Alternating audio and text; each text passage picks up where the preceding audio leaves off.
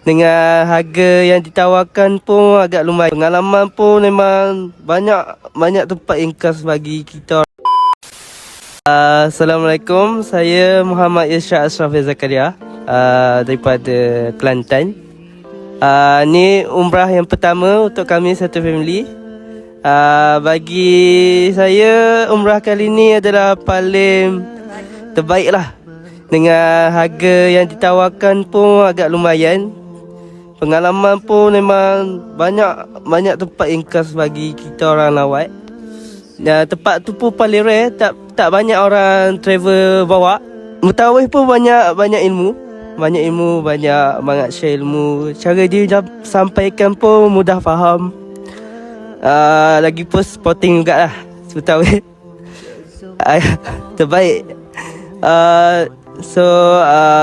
Kita orang hajab dapat buat umrah kali yang kedua dengan InsyaAllah dengan travel ni lagi, InsyaAllah.